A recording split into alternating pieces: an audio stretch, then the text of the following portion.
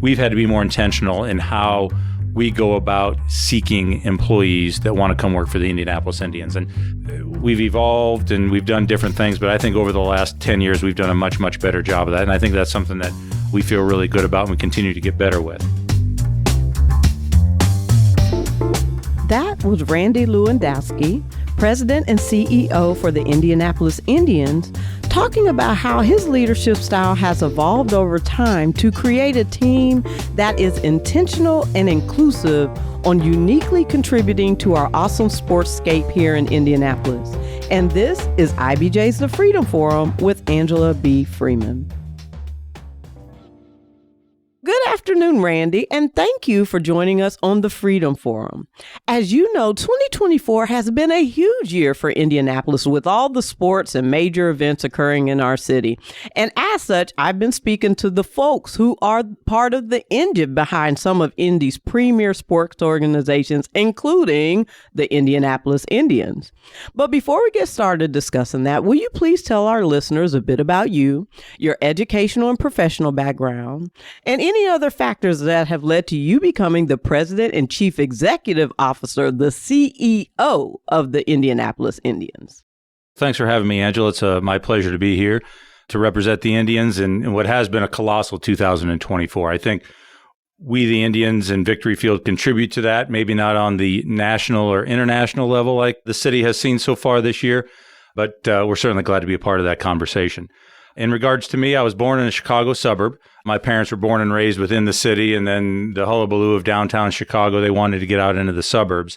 But I say I was born in Chicago, raised in Fort Wayne, but live in Indy. So moved when I was 10, so I have faint memories of Chicago, still have some of my sports fandom rooted in those Chicago sports teams, but was really raised in Fort Wayne, Indiana, and that's really where I think I probably grew the most and learned the most and was my formative years.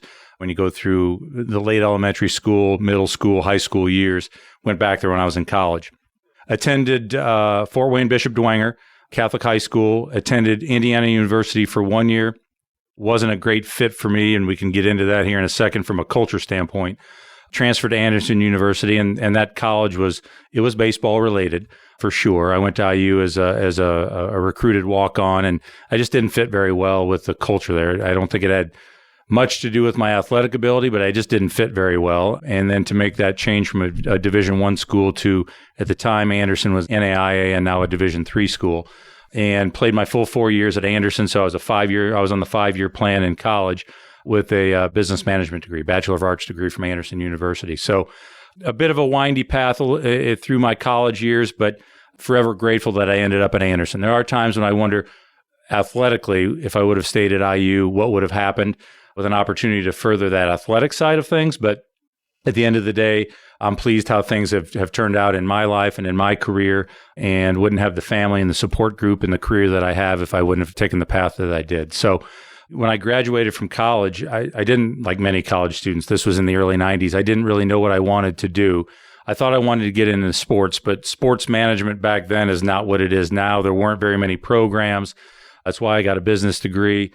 I probably was foolish enough to think that I could be a major league general manager, trading players, free agents, drafts, all those kinds of things. But I didn't really know how to get started. So I went back to Fort Wayne, was working a retail job. I learned really quickly that that's not what I wanted to do for a career, but was fortunate to have a couple connections. An old teammate of mine and then the director of sports medicine at Anderson University both had connections with the Indianapolis Indians. And this is going to sound really weird, but I grew up in Fort Wayne, and I went to school in Anderson, which is 45 minutes from downtown Indianapolis. I knew who the Indianapolis Indians were, but I didn't really know who the Indianapolis Indians were. But I'd heard about it, professional baseball team, AAA baseball, and I knew what that meant, and was just fortunate enough to have a connection, get an interview. And back then, it was, if I called it an internship program, I think it was just hired help for the Indian staff to get through the season back in those days at Busch Stadium on West 16th Street. But just fortunate enough to get an internship, came back for a second internship, turned down a couple other opportunities to move across the country, whether it was East Coast, middle of the country, or far West Coast. I'm a Midwest guy, as I said, where I was born, where I've been raised, wasn't anxious to go to either coast, and took a chance that the Indians might be expanding their staff from 7 in 1994, going into my second internship in 1995, because Victory Field was a faint thought in the city leaders' minds back then. And was fortunate enough that I did take a gamble, took that second-year internship, was fortunate enough to be part of a crew that got hired as we're going to move into Victory Field, and was able to work my way up from the bottom. I mean, an intern. Back in those days at Busch Stadium, we didn't have voicemail. We didn't have an automated ticket system. Everything was done manually. We hand-wrote messages for our executives and for anybody on staff, and learned ticket systems by the old-fashioned way of racking tickets and counting money. And it was a great way to learn, but kids today would have no idea what we did just 30 years ago to put on a season. But learned a lot of great things in the ticket office, and would have thought that's where I was going to be the rest of my career. But I was fortunate enough to get some opportunities and work my way up over the years. And I've been fortunate enough to be with the Indians for all 31 years, basically, of my professional career. Yeah, and we're going to talk about that more because, I mean, that in and of itself is a legacy these days. I mean, nobody stays for 30 years in any organization. So I definitely want to drill down on that. But I just wanted to mention a couple of things. Number one, you mentioned Anderson University. When I came to Indiana, originally lived in Seymour, and then I lived in Anderson for about 2 years. My son was born in Anderson. And he's a D3 basketball player at Hanover, whose rival is Anderson University. So there's a lot of synergies there. And I'm sure that was still the case back in your day as well. Anderson and Hanover back in my day, that was the rivalry within the conference, and we had some pretty good battles back in the day. Yeah, and those battles still continue. Absolutely. So you've talked about your career path. I want to know, before we drill down into that, when you started off, what did you aspire to do? What did you dream about doing? And were you aware of all the career opportunities available to you? And I ask that because I truly believe exposure is a real thing. I just was not exposed to so many opportunities. And I think that in itself limits people. And then I want to also ask you, when did you realize that you had a unique opportunity to lead and influence in a way that would allow you to effectuate change in a major sports organization, even if not major league, like the Indianapolis Indians? That's a long question. I can go a lot of different ways, but I would say, I mentioned it earlier, I was naive enough to think, hey, I'm going to be a major league general manager. That was growing up in middle school, high school. I was one of those kids that practiced my autograph or my signature because I thought I might play someday. I had those dreams and aspirations. You learn pretty quickly when you're in college that that's probably not going to happen from an athletic standpoint. But from a business perspective, I thought major league general manager. But when I started to work for the Indianapolis Indians, you learn real quick that the game and watching the game and being a part of the game, you're so far from that, yet you're so close to it, if that makes sense. We're behind the scenes. And I think that's something that I ultimately ended up thriving with, that mindset that nobody in the front office anywhere on the business side, whether it's major league or minor league, is going to be out front when the game is being played. We're behind the scenes making things happen and putting on an event. And that's ultimately what I realized and what got me excited and wanted to continue. When I started with the Indians, I mean, everyone thinks they want to get to the top and work their way through the ranks of the organization. But early on, it was just learning what it was like and being able to handle the grind of a baseball season. A baseball season is unlike any other. We vacillated anywhere during my 30 years of a 70 to what we currently now play a 75-game home season. That means we play 70 or 75 on the road. So it's 140 to 142 days or 150 days with off days squeezed in and an all-star break. But it's from April 1, or now we're even starting in late March through the middle of September. So you just have to learn how to manage that. But for me to get started, I think I thought major leagues, but when I settled in with the Indians and just got excited about putting on events, and to me, people ask me, why do I still do it 30 years later? I still get excited when we open our gates. It's about putting on an event. And whether that's an Indians game on the 4th of July when we know we're going to sell out, or in April when we might have 4,000 or 5,000 people there, and everything in between, and all the other events that we host, from the high school state championships to the Savannah Bananas and everything else that we do in between. And it's about then welcoming them into our place. And we'll get into that and how we feel about Victory Field and what that means, we think, to the city and to our fan base and everything else. But that's really what it was. And so when I was young, it was trying to be a sponge and learn as much as I could. And back then, we had 7 full-time employees. And there were 2 or 3 or 4 of us that got hired to help get through the season, as I mentioned earlier. And you were just a sponge to learn as much as you could, and you helped out in every area possible, and you were more of a generalist. That has evolved. That has changed over the years. But I'm glad I grew up in that time to learn what I did, how I did, and to work my way through that.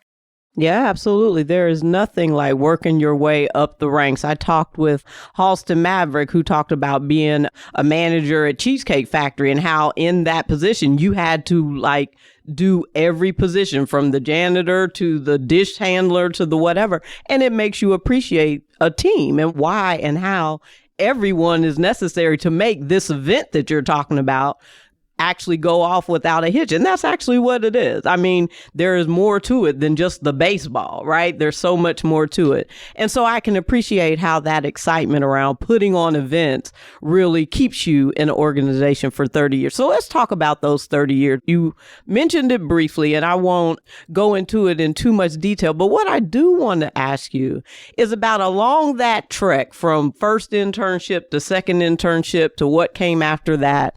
What transferable skills did you learn during that tenure that equipped you and prepared you for your current role? When did you ever realize that your current role was even a real opportunity? And what are 2 of the biggest lessons you've learned about dealing with people and business that you utilize regularly as an executive leader of the Indian organization? That's a lot to unpack, but transferable skills, I think, for me, I've always been big on attention to detail. And I'd started in the ticket office, and you're dealing with money and customers' orders, and you've got to make sure that you're thorough and accurate. My opportunity really came not from in the ticket department. I thought I'd be in tickets for my entire career. It's where I cut my teeth. It's where I got started. But it was, we were at Victory Field for just about a year, and I got an opportunity to go into stadium operations. Angela, I knew nothing about stadium operations. I didn't even know how to fully find my way around the entire facility. And I was asked, would you be interested? And well, I said, yes, because again, we had a very small staff, and you start to think about, well, how do I make inroads and work my way up? There was already a guy in tickets that had been there for 10 years. And I immediately thought, well, I'm blocked, so I'm going to take this opportunity. Young, dumb, and naive, but it was probably the one thing where then it was an open canvas for me. So attention to detail, I think, helps me a lot on the ticket side of things, but it really helped me on the operational side of things. I think we take such great pride in Victory Field and that attention to detail. I think being able to solve problems when you're opening gates and you're dealing with people and you're dealing with the public, you've got to be a team and you've got to be reliable. All those things I think are the transferable skills that they're general, but for me, they played a big part when I transitioned from tickets to stadium ops and then to other roles of ops in total, and then managing people. All of those things as my career progressed, I think made a lot of sense, and I could always lean on those and go back to those and rely on those. And I think some of those all came from probably being an athlete growing up. Your son probably does. I mean, there are habits that you form. Do you do drills all the way through? Do you see things to completion? Do you get along with your teammates? Because not everybody's coming from the same background. And I really learned that in college, especially.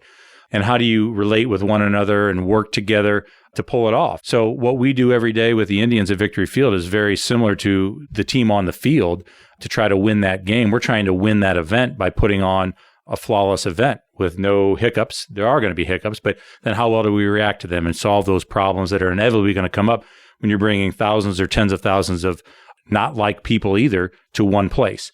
So you learn all those things over the years, and it's the school of hard knocks. You learn the hard way, but being thrown into that fire and being able to rely on those skills, I think, are super important. A couple particular lessons. Boy, did I learn a big one in the early 2010s. We felt like we needed to diversify and do things other than baseball to generate additional revenues, expose other people to the ballpark and to the facility. And I mostly, and a couple other folks, got this harebrained idea that we could do this little rock and roll barbecue thing out in our parking lot. And while I was very good operationally, I'm not a great marketer. I'm not a salesperson. And that's what we lacked. The setup was great. Everything flowed perfectly. But unfortunately, Angela, many people didn't know about what we were doing. But more than anything, you learn from failure. Yeah, and I think absolutely. that's to not get into all those details.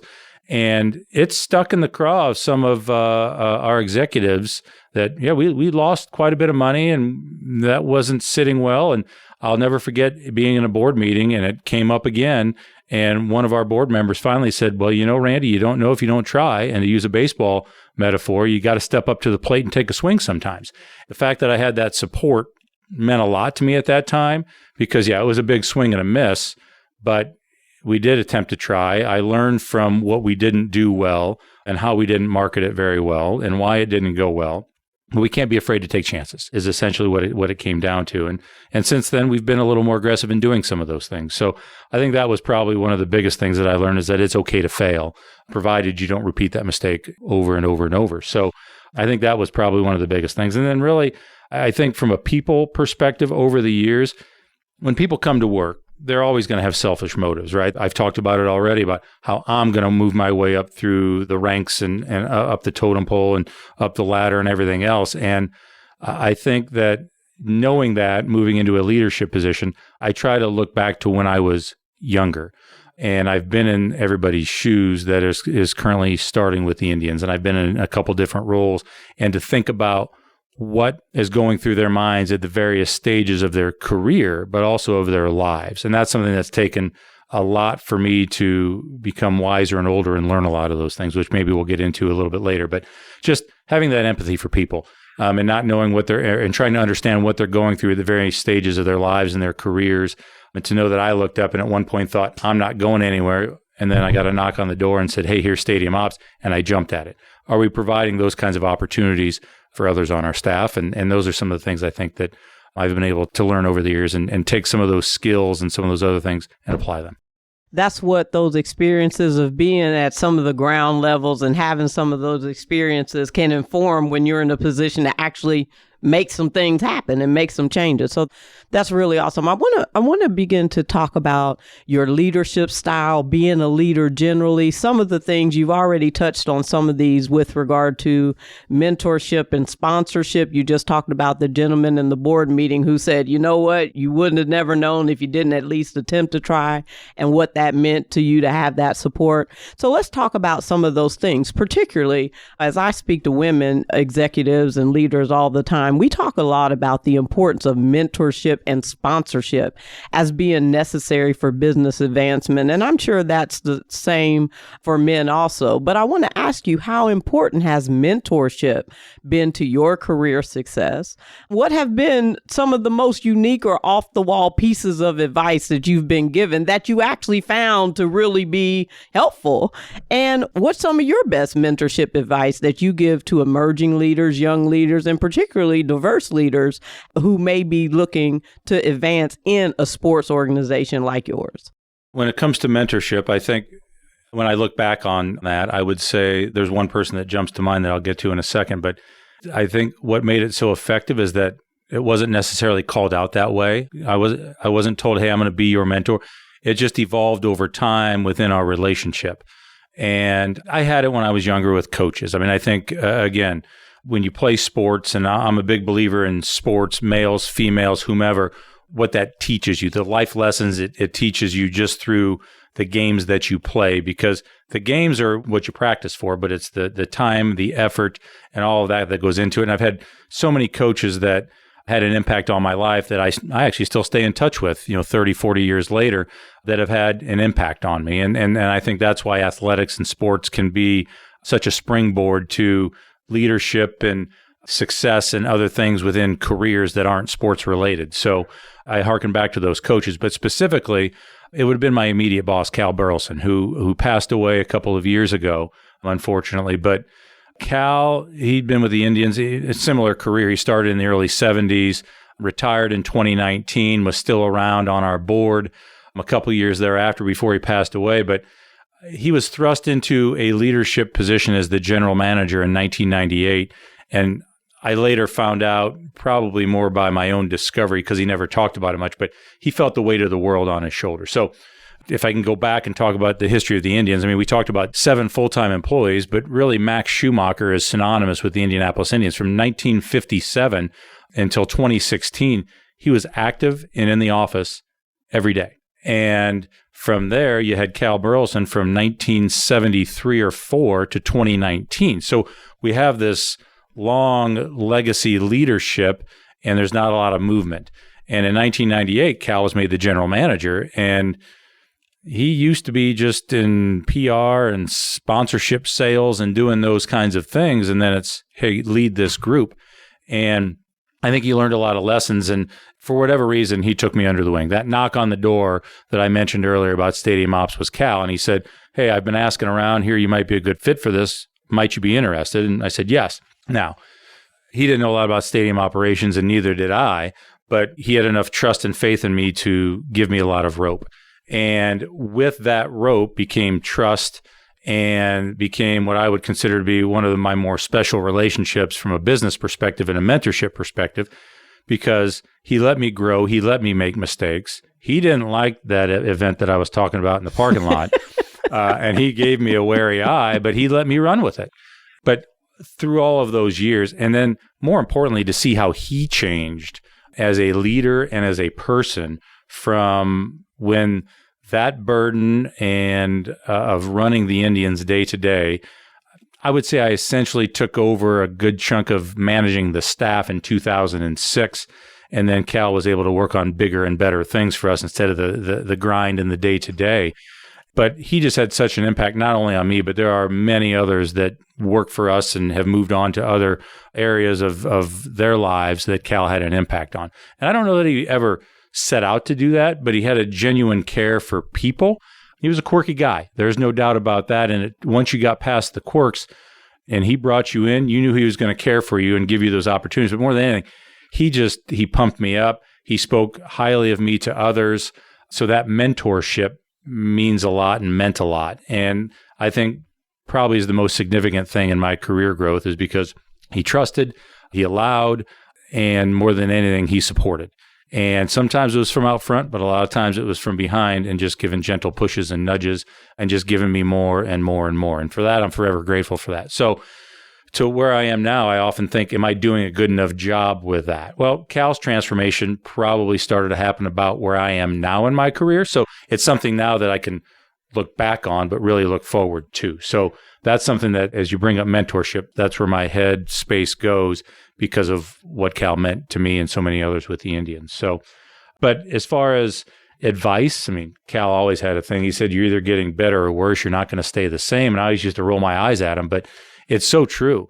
Because if we just think we're going to get comfortable and just tread water or coast, you're going to get past.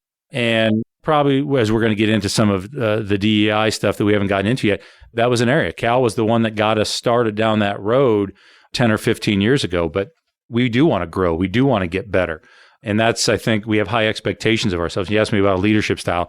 I've done a little bit of look on this as I'm starting to think about what this next phase of my career is going to be.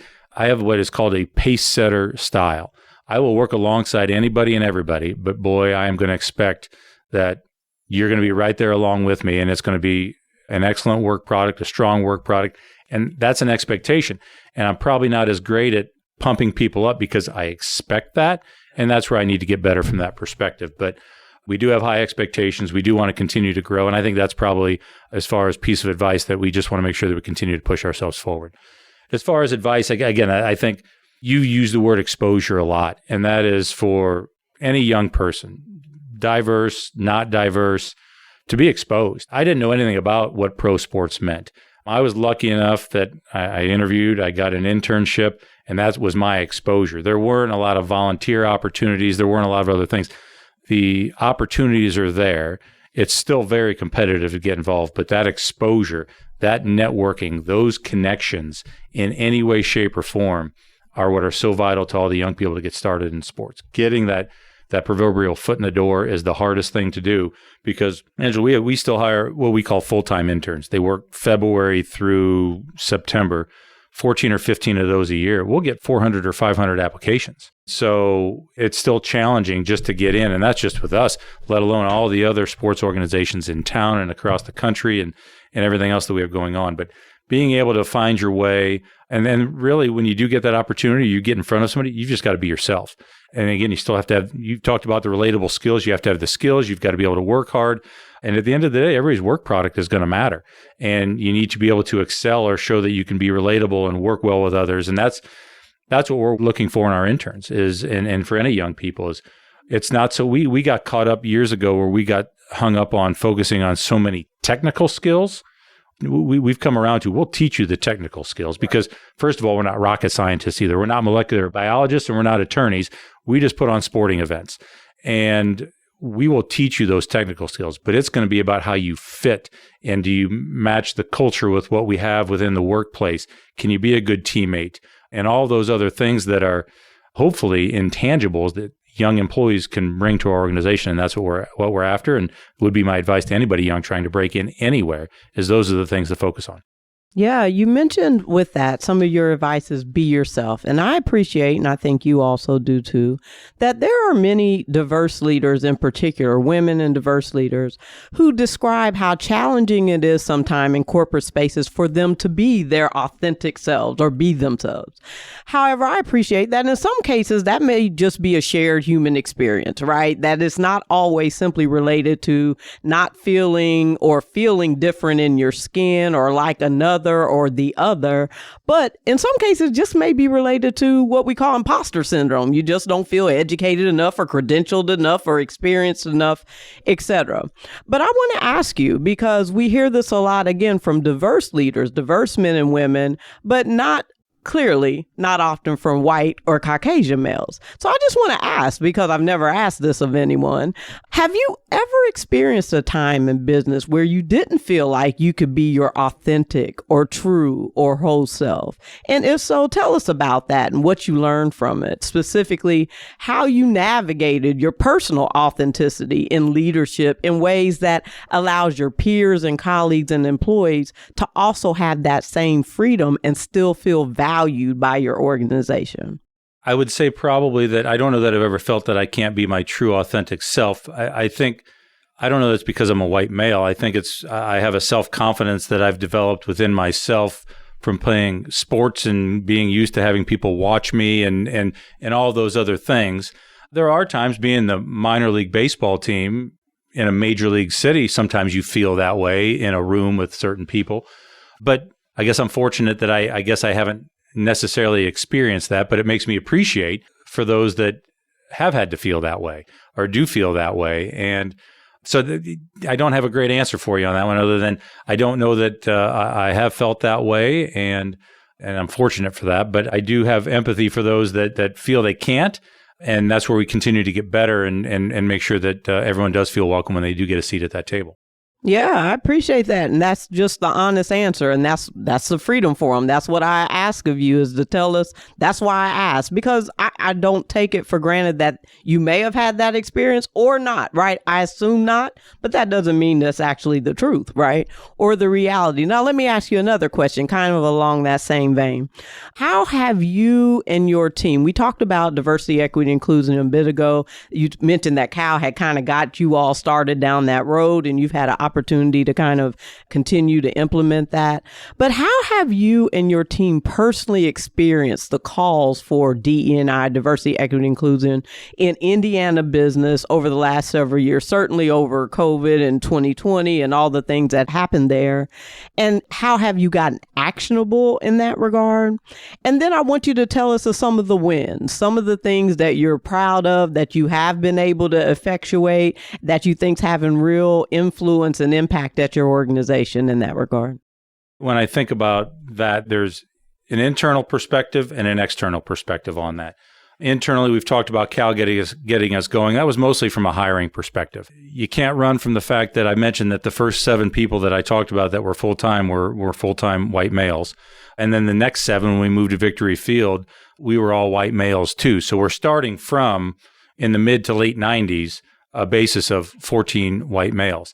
And the progress that we've made in that realm since then, I think it's something that we can be proud of. There weren't many females breaking into sports. We're now 35% female on our full-time staff. And from an overall diverse perspective, we've still struggled in that area, but we continue to get better. And I think we've had to learn a lot of lessons in that. We used to be able to sit back and say, well, we'd go to a big job fair. Baseball has this big trade show, and they used to have a big, massive job fair. And you'd walk through the room, and you wouldn't see many diverse candidates. So we'd say, well, how are we supposed to do anything about that? And as we became more intentional about things, well, then we or our hiring managers or who was going to be involved in that process, well, what tended to happen is there would be work tables, and the diverse candidates would kind of go sit together. Well, then we had to be intentional, and we would go sit at that table and introduce ourselves. And maybe there wasn't a great fit from a skill perspective or a position perspective, but we're being more intentional. I think that's the biggest thing, is we've had to be more intentional in how we go about seeking employees that want to come work for the Indianapolis Indians. And we've evolved and we've done different things, but I think over the last 10 years, we've done a much, much better job of that. And I think that's something that we feel really good about and we continue to get better with. I think in regards to externally and some of those calls, I mean, we're the Indianapolis Indians, and there's been a lot more conversation about our team name than there had been in the past. And what we've had to do and what we've done is our board, we had a committee. And what do you do when you're in a situation like that? You go out and you listen and you learn. And there was a big, long process in 2020, 21, 22 to listen and learn and not focus so much on place, but people. And I think we've gotten to a good spot. And what I'll get to in some of our external wins in this space is that we always want it to be genuine and authentic. We are not a group, no matter what we're going to do, that just wants to check a box. People will see through that, and it just doesn't get you very far anyhow. And if we want to do something, because we have high expectations anyway, we want to make sure it's genuine and authentic. So it's creating partnerships. And we've done that with the Miami Nation of Indians of Indiana in regards to the team name. We've done this with our Negro Leagues night promotion. We partner with the Indiana Civil Rights Commission. That's the one that we've done for the longest period of time because of Indianapolis's wonderful Negro League history, which we can talk more about in detail. And we've highlighted that on particular weekends or weeks each year. And now we line that around Juneteenth. So it all ties in. And to do those things, we're doing a Jewish community night, Pride Night. Most minor league teams have done a Pride Night over the last 5, 8, or 10 years. We had not ever done one. And we didn't have an authentic relationship with anybody. So when we started to look at how do we get involved, well, in 2023, we joined the parade. We started a relationship with Stonewall Sports. We want to be doing it for the right reasons, so then we can also not just say, hey, we're doing this. Right. It's giving back and then partnering, and whether that's monetarily, walking in that parade, or supporting. For the Negro Leagues Week, we've done a couple things where our staff went to the Historical Society. They have an amazing collection of some of the Negro League history that Indianapolis is right at the forefront of. We did a walking tour with Samson Livingston. I mean, eye-opening. Indiana Avenue. But we're using those opportunities, I think, externally, and to use our platform to educate on all of those things. And those, we call them community nights, and how we bring that in. And those are some of, I think, of our external wins and what we really have leaned into and have done a really good job of highlighting and bringing them to the forefront. And we have to program 75 different home games. And to be able to find ways to do that, one per homestand or one a month, where we can dive in and spend the necessary time and energy so that it is done well, I think we've done a really, really good job with that. I did not appreciate all those different opportunities, particularly around the Negro Leagues. I really like that you are utilizing so many local resources to educate your staff, your employees, your organization. I think that's awesome because Indiana does have some very rich history around not just the Negro League, which I'm learning, but Indiana Avenue and jazz and so many different things. So I think that's really great. And it just continues to tie you to the city and the city to you, right? It all makes all that more fluent and more effective. And that's phenomenal. Now it's time for a break.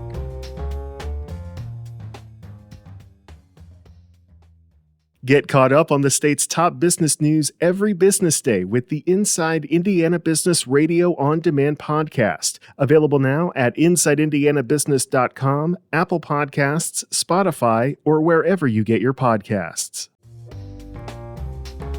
We're back with Randy Lewandowski, President and CEO of the Indianapolis Indians, on this episode of the Freedom Forum with Angela B. Freeman. So one question, and you've kind of already answered this, around intentionality and how you all have been intentional. I also want to ask you around this concept of allyship. So, we talked about sponsorship where the gentleman supported you in the board meeting. That would be a great example, I think, of just sponsorship and showing up for people. But I want to also talk about allyship because particularly as you talk about how the Indians started from kind of a white male, and that's every organization. That's not just the Indians. That's every place. And how you've evolved and diversified over time and become more aware, more intentional about making sure that, you have better representation of all the people that may have stakes in the Indians. I want to talk about that allyship piece, or how men in particular can be allies for women leaders. You mentioned that your staff, maybe it's your staff or your leadership, is 35% women. I think I heard that right, which is exceptional coming from the beginning. But what has been some of your intentional ways that you have helped diversify your staff? So to get to 35% women, what did you do? What were there particular programs you implemented? Were there particular recruiting mechanisms or organizations that you recruited from? Because I think all of that, when you talked about Kyle started with hiring, I think that's where most people start, right? How can we diversify our workforce, and where are the organizations or resources that we haven't been tapping into historically to allow us access to them and exposure of our organization to those folks? From a female perspective, I mean, we're super supportive. Currently, we have 4 female directors. If you'd have said that 15, 20 years ago, we tend to promote from within. I've just mentioned how I'm the same way. And that's how we've had our best success, is to promote from within. We talked earlier before we went on about just the grind of a baseball season. It's unique. And when we've tried to bring people from the outside, we still do. And when I say the outside, meaning non-baseball specific and sometimes non-sport specific, they've not lasted very long within our culture. There's always exceptions to those rules, but we've always grown from within. So to be able to promote 4 females up to a director level, there's certainly a ton of allyship there. There is always someone that is saying, hey, so-and-so is doing a great job. And we look at it from, we're results oriented. And if folks are doing a good job, that's how they're going to get looked at. I mean, here recently, Women in Sports and Entertainment, we're hosting an event tomorrow night at the ballpark. We're a big sponsor of that. We want, and most of the females on our staff have gotten involved in that. Indianapolis has such a great sports ecosystem, and then to carve this out, and you've got people like Mel Raines and Allison Melanchthon leading the way. I mean, they are superstars, not just in Indianapolis, but throughout all of sports and entertainment. And what great resources that we can then support and sponsor our females to attend those events and be engaged, get board seats on WISE. They seem simple, but they mean a lot that will support that. Both there's a sponsorship fee, but it's also take the time to do it, whatever else it needs to be to support that. And I think that's a big part of what we want to continue to do. We're always supportive of our employees, but to be more intentional about that with our female employees, for sure, that's a perfect example of that. And that's really interesting. And it just continues to invest in their own career growth, right? And exposure opportunities and all the things that come with it that we know are particularly important for women to advance. So that's phenomenal. So you had mentioned empathy before, and I want to touch back on that. I really would like to get your thoughts on the importance of empathy. You touched on it earlier, but I want to just touch on it a bit more, particularly with regard to how important empathy is to successfully and impactfully be in relationship with someone else. Oftentimes we talk about empathy, particularly as related to DE&I. We're talking about the non-diverse supervisor having empathy for their diverse employee. But in reality, empathy is required for any relationship you have, whether it's supervisor and employee, colleagues, peers, customers, clients, mentors, sponsors. There's always a requirement to kind of understand. That's what negotiation and partnerships are all built on. Trust and the ability to kind of understand what the other person's dealing with, assume good intent, right? And that you're working toward a collective goal. And so I want to ask you just about that. How important, I think you mentioned that you've gotten better at this as you've gotten a bit older and wiser. A lot of things get easier as you get a bit older and wiser. I'm learning. But tell us about empathy and your experience with empathy as a leader. Yeah, I wish I could bottle up what I know now and I'm going to be able to do in the next 5 or 10 years in my career and have gone backwards. But we can't go backwards. We can always just learn from our past experiences. And you're exactly right. And it can be diverse, non-diverse.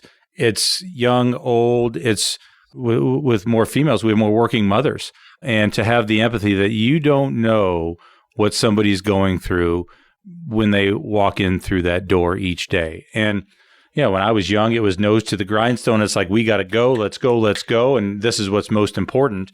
But what I've learned is the work will get done. And there's some days when I need to carry a bigger load or so-and-so needs to carry a bigger load because of what they may have going on.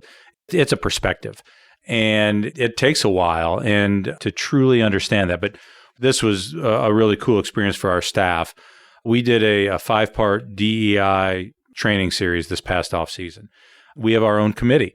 And I don't know, in minor league baseball, I don't know how many front offices have an active and engaged DEI committee. We do. And they're at the forefront of most of how we're reacting and moving forward and making things better in this realm within our organization.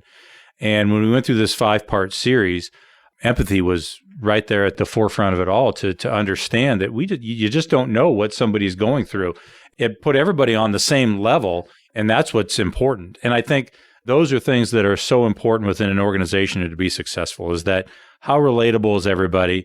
Do you understand what they might be going through or not going through? And they may not be comfortable enough to come up and talk to you about it, but if you can read that or understand it or just know, my wife and I have raised 2 kids. I know what it's like to try to work a baseball season when you've got a 5-year-old and a 3-year-old or whatever else it might be. But there's that time in between when I forgot about that. But now I can think back to that. So, but anyway, all of those things with the empathy, and more than anything, I think what we learned on is during that training series is that it's a share. We're all getting to a point, and it's a shared journey, but we're all learning together, and we're all at different spots in our lives. And then to me, that still goes back to empathy, because you just don't know on this particular topic or anything else that's going on. Everybody's in a different spot in their life. And some people are going to buy into it. Others don't seem to care about it, but we're bringing it to the forefront. We're talking about it. And I think those are some of the biggest things that we can be doing as an organization to help further it. I agree with you so much. Empathy really just humanizes everyone, right? It kind of puts everybody back on that human level. I don't know where you come from or what you're experiencing, but I do appreciate, right, that you may be having some challenges or just going through some tough times. So I appreciate that. I think it's so necessary. So I appreciate you speaking on that. Now, as we begin to wrap up, I want to get back to the Indians organization just briefly and ask you what gets you excited about the future of the Indians and its contribution to this amazing Indiana sportscape that you've talked about, from the Colts to the Pacers and all the things, the Speedway, and you all having this niched role in that, all of that, where you really can have influence and effectuate things on, you said maybe not an international, but certainly you contribute to our local and statewide sportscape. So tell us about what gets you excited, what's on the horizon, what are some things you want the Central Indiana community to be looking forward to? There's a couple constants, and one is Victory Field. We continue to invest in Victory Field, and most people, I'll say this, and I think some people that are listening are going to go, oh, really? Victory Field this year is now older than Market Square Arena and or the RCA Dome. Wow. See, that's the reaction we get a lot. And when people walk into that building, they're amazed at what great shape it's in. Now, it's not an overly complicated building, but we have taken great care of it because it is our community gathering place. For Indianapolis is how we look at that, especially in the summertime. We're the outdoor sports entertainment option that has been around for 120 years. And we don't take that lightly. And the building that we occupy and that we utilize, we consider it our greatest asset. And it is a community gathering place.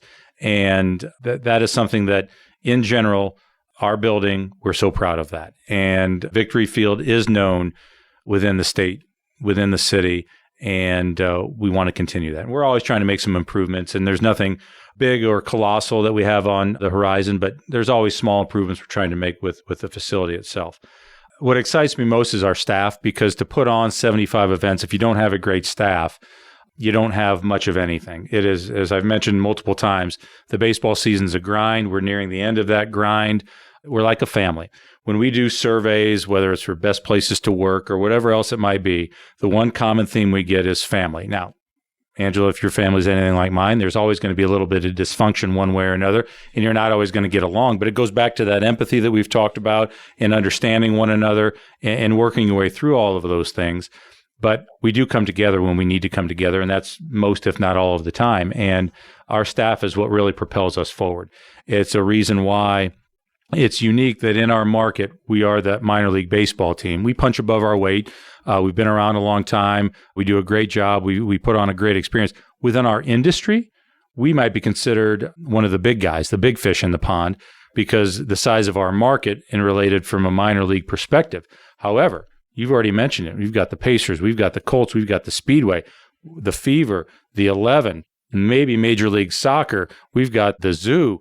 Anything and everything else, it is an ultra-competitive market that we're in. So for us to fire on all cylinders with our facility and with our staff, that's really what we're about, and why we think we can compete and why we can try to be and continue to be a leader in attendance. That's really how we gauge ourselves in our industry, is by our attendance. Wins and losses, while we want to win, most people aren't coming to an Indians game. They root for us. They want us to win when we hit a home run or we strike somebody out.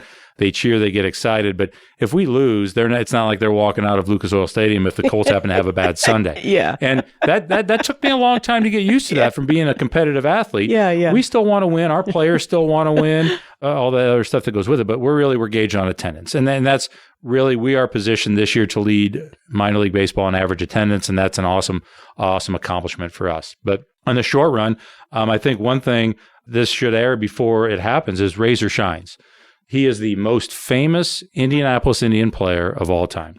I still get asked, he played for us in the late 80s, and I still get asked all the time, hey, do you still talk to Razor? Is Razor still around? What's going on with Razor?